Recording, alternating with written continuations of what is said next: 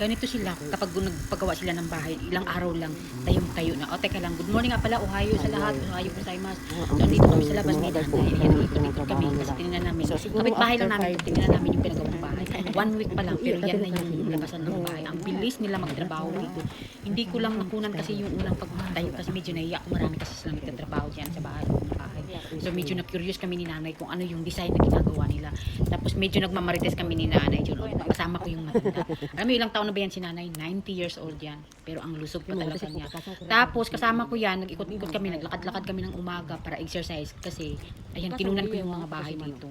Hindi mahirap yung mga buhay dito sa Japan kasi mga unique yung mga bahay nila. Yung mga taong nakatira dyan, ayan, parking lot yan. Pinagawa ng parking lot. Tapos, dito naman sa right side na ito, bahay na ano dito, ito yung dinaanan namin. Marami ng ahas dyan. Kwento sa akin ng kapatid ko.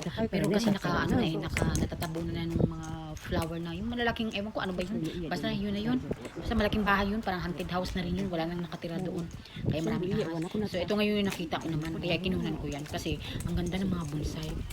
Tapos guys, ang tahimik ng lugar na ito, naglalakad, mabibingin ka talaga dito kasi wala kang kausap. Hindi katulad sa Pilipinas na my God, kahit saan kami masasalubong ka doon. Dito, Diyos ko. Sa Japan, wala kang makasalubong kasi lahat ng mga tao nasa trabaho sila. Ayan. Kung hindi ka sanay, mabibingi ka, iiyak ka talaga. Pag hindi ka sanay sa lugar na sobrang tahimik, halos wala kang makitang mga sasakyan na dumadaan. Kasi oras na, pag weekdays yan, trabaho lahat. So, ang ano lang nila, ang trabaho lang nila is Sunday.